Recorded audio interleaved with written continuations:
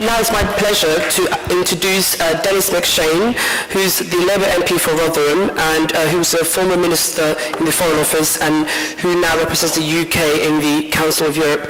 Denis, just to let you know, this segment of the seminar we're just discussing the problems around Muslim arbitration tribunals and Sharia councils and courts, and then we'll be moving on to discussing the solutions. So if you could just take a couple of minutes about the problems. Well, thank you very much, and I'm sorry I've come late. I bring apologies from my friend Joan Smith, who's in bed, succumbed to this ghastly freezing weather, and I've got to get back to the House of Commons for a vote. I am a law, so I'm rather jealous of the idea that anybody else is going to come along and make law. My constituents, and I have 8,000, roughly 8 or 9,000 people of Muslim faith. I hate the typecasting of Muslim. I don't say I've got 10,000 Catholics or 10,000 Methodists or 10,000 Church of England. In broad terms, I think, like all other constituents, they want a fair deal. They want to see their families do well. They'd like a house, home, education. There's some remarkably good. There's some business people there. There's some scallywags, plenty of scallywags elsewhere.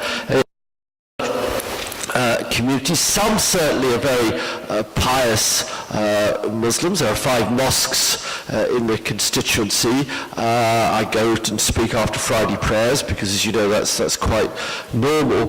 But I'm always struck. I see 50, 60, maybe 80 friends there, and multiply 5 by 80, you get to 400. Where are the other 7,600? And I think the Muslim community is much like, so I've used that term again, as other faith group communities, like the majority of Jews in Britain don't go to synagogues and aren't observant. They have affinities to do with Israel and Jewish concerns, and anti-Semitism is a dark and growing blot on our political landscape, represented, of course, in the European Parliament by Nick Griffin.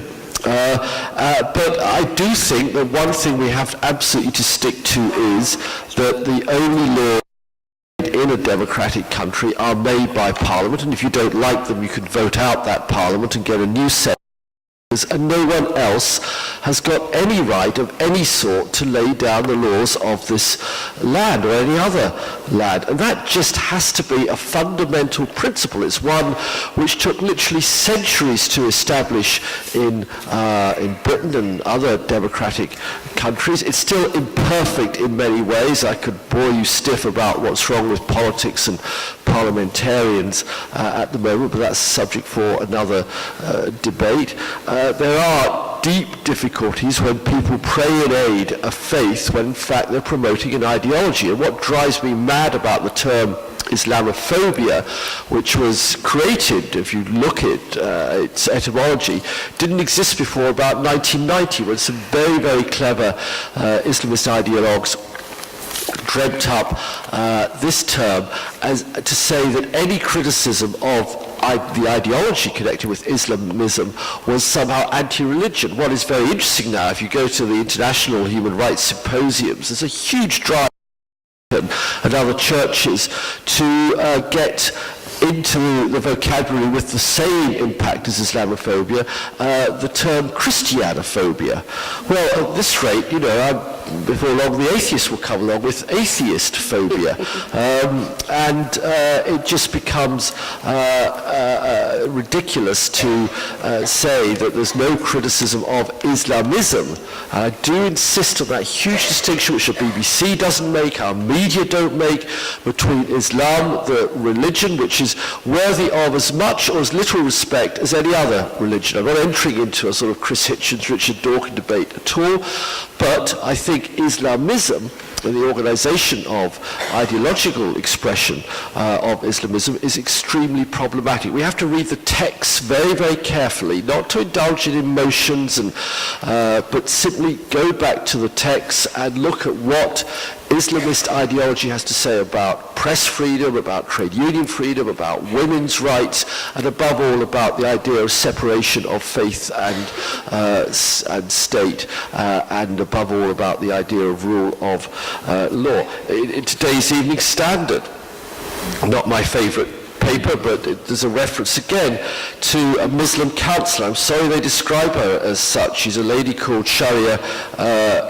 Khatun. I don't know. She's a Labour councillor from Tower Hamlets, and she says that she is receiving death threats over the phone because of the way she dresses. You can see the way she dresses. She just looks like anybody else in this room this evening. Now that needs to be confronted absolutely head on, but in a way that doesn't typecast people of faith as being involved in repression of human rights. So this is an important example perhaps in Canada, where again in the name of communitarianism, I wouldn't be completely disrespectful of sincere efforts. I mean, I'd love to know all these Labour fiefdoms. All I hear about is from Jim Fitzpatrick. All I hear from Jim Fitzpatrick, my friend, is rather the other way round, and that is of Islamist entryism in his constituency. But Yasmin, I mean, if you've got other examples, I'm very happy to hear of and from them. It's certainly not the way it works in South Yorkshire, in my constituency, to my knowledge. But in Canada, and you have to have some respect, because the alternative, you're not allowed to build a mosque with minarets. You're not allowed to build a mosque. You have the Geert Wilders ugly language, not against the ideology of Islamism, but against actually a book of the faith, and typecasting all as somehow evil people that are dangerous and have to be confronted. That is also another part of this hate politics. As intolerance breeds intolerance, hate breeds hate. The insistence that there is a superior world vision out there, either defined by faith or by a right-wing, intolerant, racist ideology, I think we have to combat. But the core message of this meeting, being proud to be here and sit with friends of different views on the platform, is the idea of one law for all. And it's vital that that position is maintained, that position is supported, and that there's only one place we make the laws of our land, and that's in the House of Commons, preferably without all the seats being bought by Lord Ashcroft. Thank you. Thank you.